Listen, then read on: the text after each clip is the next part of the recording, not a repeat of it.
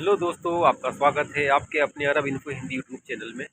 आज मैं आपको एक इज़राइल का जो रिक्वायरमेंट निकला हुआ है उसके बारे में जानकारी दूंगा कि इज़राइल ने इंडिया से अपने भारत से 1 लाख मज़दूर क्यों मांग रहा है, उसका क्या रीज़न है। ठीक है, और इंडिया से ही क्यों मांग रहा है, पाकिस्तान भी है, बांग्लादेश भी है, ठीक है, और देश भी है, वहाँ से लेबर क्यों नहीं लेकर जा रहा है, ये इंडिया से ही 1 लाख का क्या वजह है, क्या रीज़न है।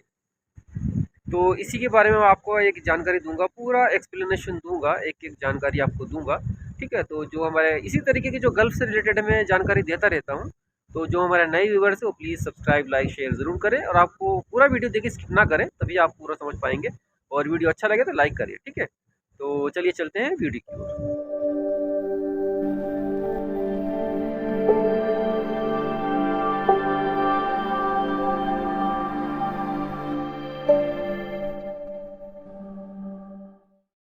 युद्ध के बीच इजराइल ने भारत से क्यों मांगी 1 लाख मजदूर, अब क्या प्लान कर रहे नेतन्याहू।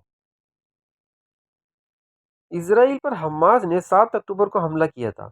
हमास ने हमले के साथ ही 90,000 फिलिस्तीनियों के पेट पर लात मार दी। दरअसल इजराइल के निर्माण उद्योग में ज़्यादातर फिलिस्तीनी काम करते थे, लेकिन हमास के हमले के बाद इनका परमिट रद्द हो गया। इजराइल ने भारत से 1 लाख श्रमिक मांगे हैं। इजराइल ने भारत से 1 लाख श्रमिकों की मांग की है। 7 अक्टूबर के बाद इजराइल में काम ठप है। इसराइल और हमास के बीच युद्ध चल रहा है। युद्ध के बीच इसराइल की ओर से गाजा पट्टी पर बम बरसाए जा रहे हैं। इस बीच इसराइल ने भारत से तत्काल 1 लाख श्रमिकों की मांग की है। वॉइस ऑफ अमेरिका की रिपोर्ट के मुताबिक इसराइल की कंस्ट्रक्शन से जुड़ी कंपनियों ने सरकार से 1 लाख भारतीय श्रमिकों की भर्ती करने की अनुमति मांगी है, ताकि 90,000 से ज़्यादा फिलिस्तीनियों को रिप्लेस किया जा सके। 7 अक्टूबर को 7 अक्टूबर को हमास की ओर से हुए हमले के बाद से फिलिस्तीनियों का काम करने के परमिट रद्द कर दिया गया है। इसराइल में निर्माण से जुड़ी कंपनी पारंपरिक तौर पर फिलिस्तीनी श्रमिक काम करते रहे हैं। 7 अक्टूबर को हुए हमले के बाद इन लोगों को काम से हटा दिया गया। इस कारण अब इसराइल में निर्माण के सभी काम पूरी तरह ठप है। जिन बिल्डिंगों का कुछ दिनों पहले तक लगातार निर्माण हो रहा था, अब वे साइट पूरी तरह खाली है। जिन लोगों ने मकान खरीद रखे हैं, वो लोग बिल्डर्स पर काम को जारी रखने का दबाव बना रहे हैं। इसराइल बिल्डर्स एसोसिएशन के मुताबिक 90,000 फिलिस्तीनी मजदूरों में 10% गाजा और बाकी वेस्ट बैंक से हैं।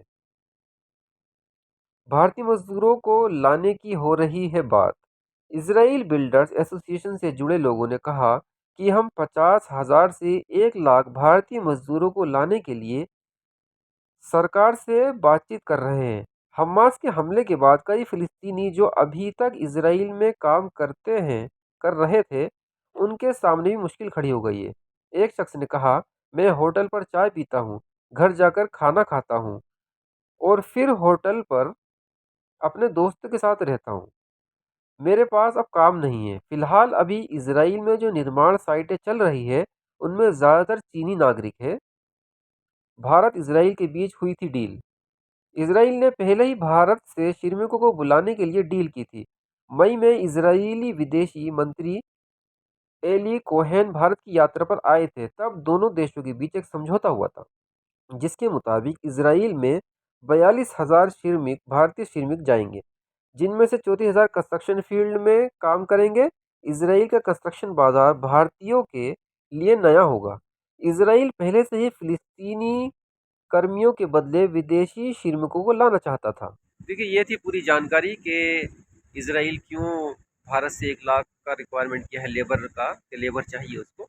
ठीक है, इसी तरीके की मैं जानकारी देता रहता हूँ। तो जब तक मिलते हैं नेक्स्ट वीडियो में, अपना ध्यान रखिए। Thank you, take care, bye bye. और जो हमारा नए व्यूवर्स है, प्लीज़ सब्सक्राइब लाइक शेयर ज़रूर करें। Okay, bye.